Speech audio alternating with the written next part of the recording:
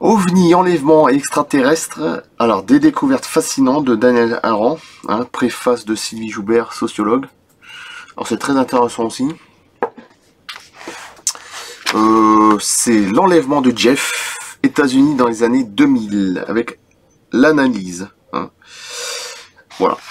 Donc, je trouve que c'est une belle vidéo à faire aussi, parce que sur les enlèvements, je devrais en faire un peu plus. Voilà. Et c'est reparti pour une nouvelle vidéo très intéressante.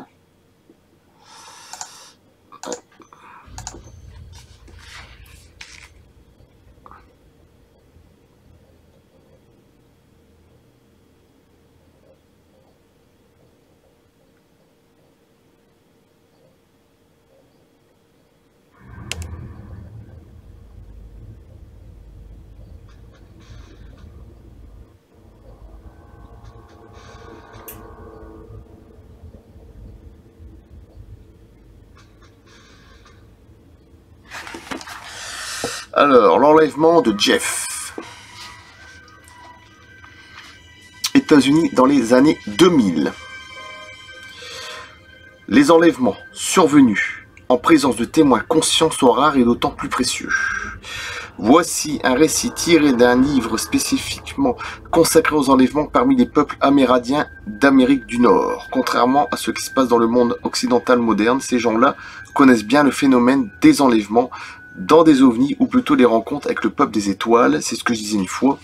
C'est à cause de toute cette technologie pseudo-moderne, surtout de cette science pseudo-moderne qu'on s'est complètement perdu. C'est ce que je disais la dernière fois, de toute façon. Eux, ils avaient quand même la connaissance de ces engins-là, de ces ovnis sans enlèvement, voilà. Maintenant, voilà, ils ont des doutes, tout ça, les phénomènes, bon bref. Et ça, c'est un truc qui m'énerve. C'est le terme qu'ils utilisent, un accord avec leurs croyances, et le récit circule facilement parmi eux. Un bon nombre de témoignages inédits ont été rassemblés et publiés par une personne qui, grâce à sa propre origine indienne, ce qu'il faut quand même le préciser, a pu rencontrer plus aisément les personnes concernées. Jennifer raconte: c'était au mois d'août par une belle après-midi d'automne. Mes deux cousins, mon ami et moi, avions décidé d'aller camper. Le soir, vers 8 heures, nous avons commencé à remonter le canyon à cheval. Nous le connaissions très bien. Après 1 kilomètre, nous avons vu un énorme engin spatial posé dans le canyon. C'était un immense objet circulaire avec des lumières blanches et rouges clignotantes sur la base. Alors, faut pas oublier le polymorphisme, le mimétisme, la téléportation et la dimension. C'est pas les mêmes... Voilà, d'une lueur rougeâtre. Nous étions pétrifiés devant ce spectacle. Les chevaux ont pris peur et se sont cabrés. Nous sommes descendus de cheval, nous avons peur d'être vus. Terence voulait à tout prix que nous partions tout de suite, mais Jeff s'avança pour avoir une vue directe sur le vaisseau. Moi, j'étais curieuse et je marchais à sa suite, et c'est alors que c'est arrivé et il disparut. En un instant, Jeff n'était plus là. J'étais à peu près plus de 3 mètres derrière lui à ce moment-là. Nous étions terrifiés, nous ne savions pas quoi faire. Nous ne voulions pas appeler de crainte que ce qui se trouvait à bord du vaisseau nous prenne nous aussi, et nous avions peur de partir sans notre ami. Déjà, c'est mal barré.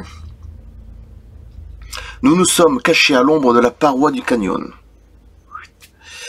Pour attendre, même pour apprendre, et observer, 2 heures ont dû s'écouler avant que Jeff réapparaisse à nouveau. Il s'agit de la lumière intense, comme si rien ne s'était passé. Bon.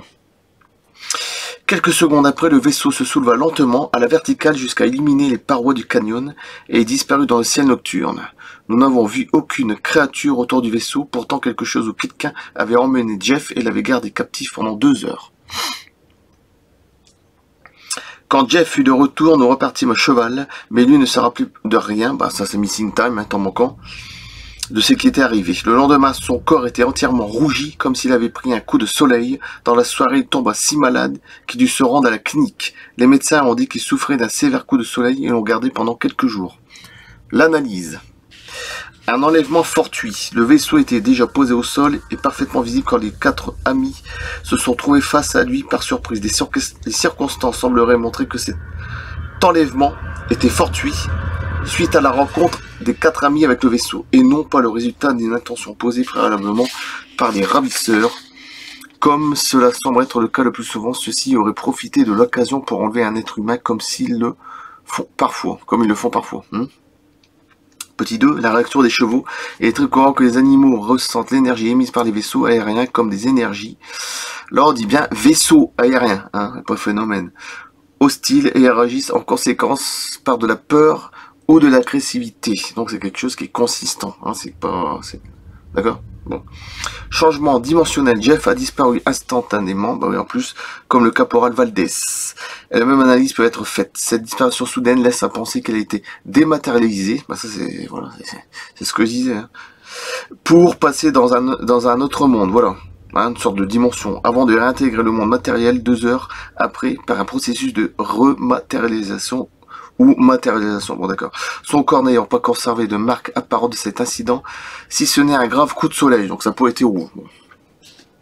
On peut exprimer que Jeff a été victime d'un changement dimensionnel sous l'effet de forces inconnues, ce processus n'étant pas naturel, d'autant plus que lui seul l'a subi. On peut l'attribuer à des êtres invisibles, l'invisibilité, c'est ce que je disais aussi. De toute façon, regardez dans mes trucs à propos, lisez bien dans mes trucs à propos sur ma page YouTube, vous allez comprendre. De toute façon, tous les mots sont déjà là. Des êtres invisibles aussi, doués d'une certaine intelligence, ces êtres étant logiquement les passagers du vaisseau posé dans le fond du canyon. Alors, petit 4, pas d'informations sur le vécu dans l'autre monde. Dans ce récit, Jeff n'a rien exprimé de son vécu ni de ses ressentis après son retour. Auprès de ses amis, on ne sait pas s'il est allé au-devant du vaisseau de sa propre initiative, motivé par la curiosité, ou il s'est avancé sous l'emprise d'une force extérieure. Je pense plutôt à ça, moi. 2 heures se sont écoulées quand il est revenu de l'autre monde, dont il n'a conservé aucun souvenir, comme si la mémoire lui en avait été enlevée.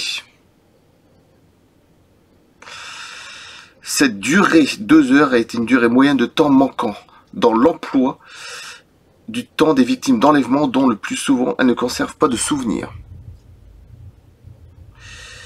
Cette durée étant importante, on peut penser qu'il s'est passé quelque chose dans le vaisseau, mais on n'en a aucune information.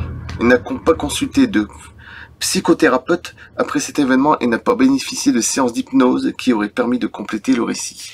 On peut supposer que le coup de soleil intense dont il a souffert après son retour est lié à sa présence tout près du vaisseau dans le plan matériel, juste avant son enlèvement et juste après son retour, alors que le vaisseau émettait une très grande luminosité. Oui, en plus. Alors, petit 5, les ravisseurs sont liés au vaisseau. Le vaisseau est reparti tout de suite après la restitution de Jeff dans le monde matériel, sous les yeux des témoins. Il semble d'ailleurs que le vaisseau soit resté visible sur place dans le plan matériel pendant les 2 heures où les 3 amis ont entendu, en observant, cachés dans l'ombre. Cela permet de relier sans aucune ambiguïté possible l'enlèvement de Jeff à la présence du vaisseau. On parle toujours du vaisseau. Vaisseau. Pas phénomène très bref. Alors que dans le cas, je préfère rappeler parce que moi des fois ça m'énerve d'entendre ça. Alors que dans le cas du caporal Valdés, l'OVNI, voilà, objet, s'était simplement manifesté sous forme de lumière intense et de grandes dimensions avant l'enlèvement et n'avait plus été visible ensuite. Les 2 témoignages précédents sont évidemment incomplets puisque les témoins n'ont pas conservé la mémoire de ce qu'ils ont vécu, alors que c'est probablement ce qui doit donner tout son sens à leur enlèvement. Le travail du psychiatre John Mack est justement d'avoir aidé ses patients à retrouver cette mémoire. D'abord afin de les aider à se libérer de leur traumatisme et à vivre de nouveau normalement. Ce travail en avait même temps pour but de comprendre ce qui s'était passé dans ces têtes autres mondes et d'étudier le phénomène des enlèvements dans des ovnis. Et je coupe là. Et Internet se remet à jour. Il y a une coupure, mais c'est pas grave. L'enregistrement que je fais là, ça n'a rien à voir. C'est à part, et heureusement que je fais pas directement sur mon YouTube. Donc c'était très intéressant. L'enlèvement de Jeff. États-Unis dans les années 2000. Voilà, et je coupe là. Merci, à bientôt.